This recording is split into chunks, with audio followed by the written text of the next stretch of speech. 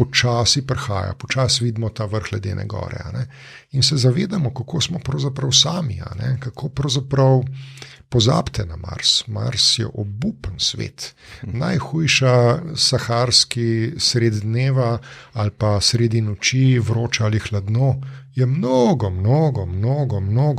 bolj prijazen kot najboljše vreme na Marsu. Tako da Zemlja je unikum v našem osončju. Morda obstajajo kje ugodna druga osončja, ampak do njih ne moremo. Do njih nimamo nobene šanse, da pridemo sedaj ali v prihodnjih, rečemo, 100 letih.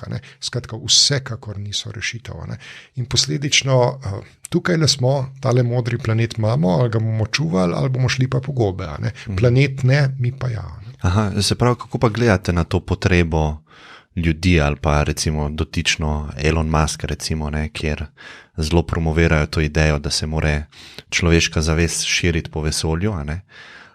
Vi ste v bistvu zdaj malo nakazali, da bi bilo boljše, da poskrbimo za ta planet, za katerega smo mi prilagojeni.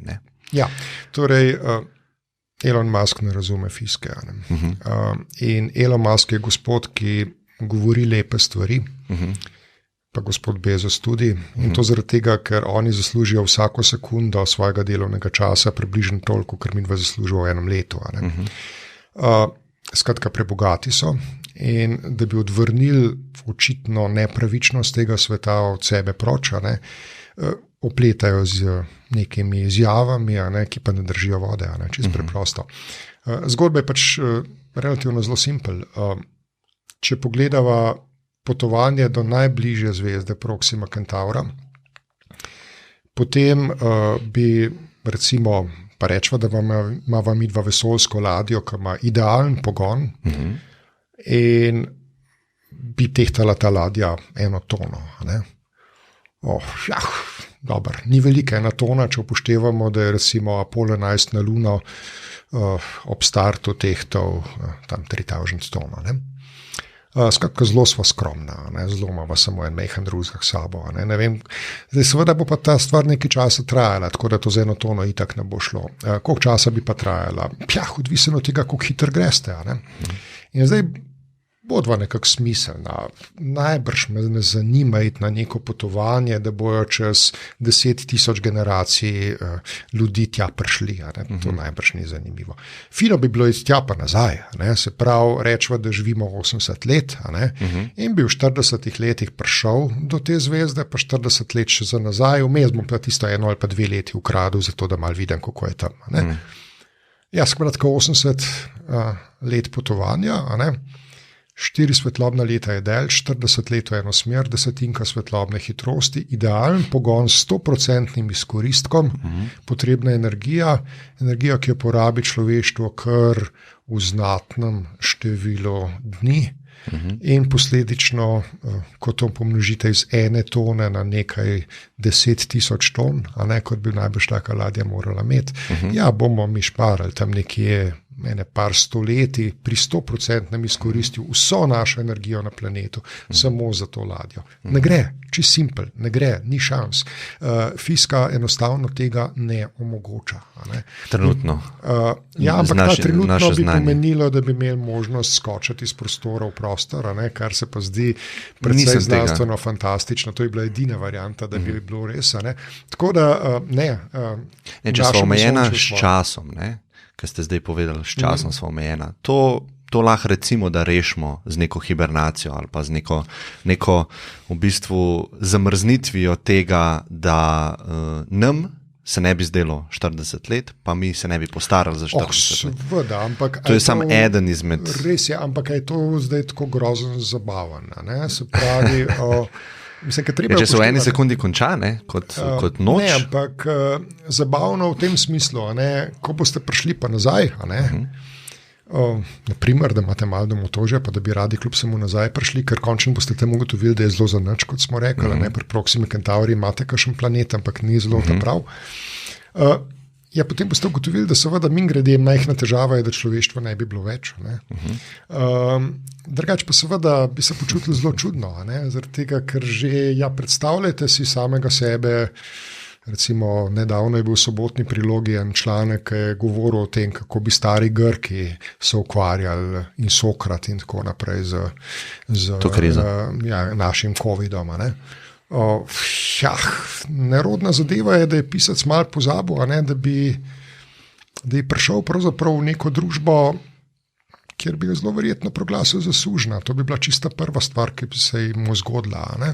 Skratka, ne počutimo se nekako zelo domače, če se malo prestavite naprej ali pa nazaj. To ljudje malo pozabljajo.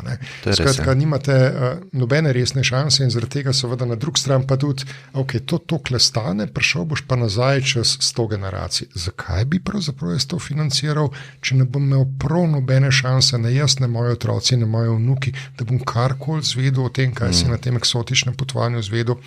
Kljub samo, znanost razume argument uporabnosti do tega vidika, da kljub samo v nekem času pa mora kakšen rezultat biti. Ko vi naredite nek teleskop, pričakujete, da bo potem v tistih 10 letih, ko bo stvar končana, da bodo neki rezultati. Vi ne delate nekaj za to, da bo morda čez 1000 let uporabno. Na nek način to uporabnost pa razumemo. To se absolutno strinjam. Mogoče dam lahko bolj primerjavo tega, ne vem, če greva 10.000 let nazaj na Novo Gvinejo. Verjetno je bil tam nek človek, ki se je s čolnom podal v neznano, ali pa družina njegova, ali pa so bili izgnani.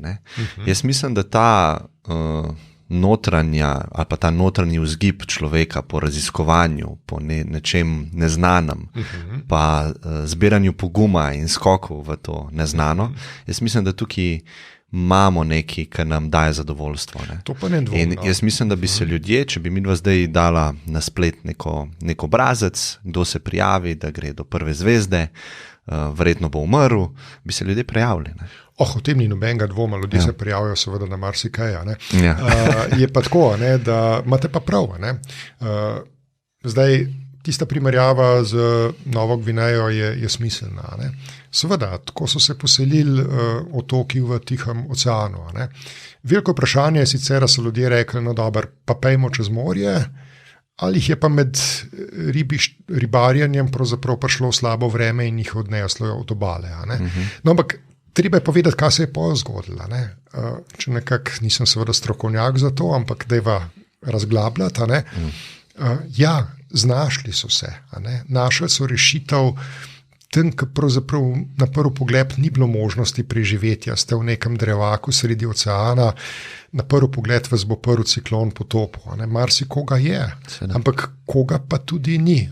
Skratka, ljudje smo pravzaprav zelo, kako bi rekel, trdoživa bitja, ki imamo seveda kakšne ideje, ki niso znotraj kalupa, ki niso napisane v nekih standardih in ki so tiste, ki nas ženejo naprej. To je ta naša radovednost in vedoželjnost. Veliko ljudi plača smrtjo. Absolutno, seveda.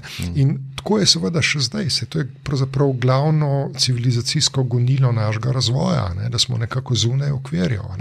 Če bi bili zmeraj znotraj okvirjev, potem se ne bi nič dogajalo in sčasoma bi stagnirali. Tako pa počas v nekaterih področjih vsaj napredujemo, zaradi tega, ker pravzaprav prebijamo meje možnega. In vse, kar počnemo, bi morali biti nekako v tej smeri doskrat. Tako da to je tudi pomembna zgodba znanosti, omogočati neke sorte sanjanja in to sanjanje vsakem mora. Se pravi, če se ne ukvarjam z nečem, še zmeri, ko zvem nekaj, ko nekaj razumem, mi daje to osebno zadovoljstvo. In nas pelja naprej, nas v bistvu pravzaprav dela malo boljše, kot bi bili sicer.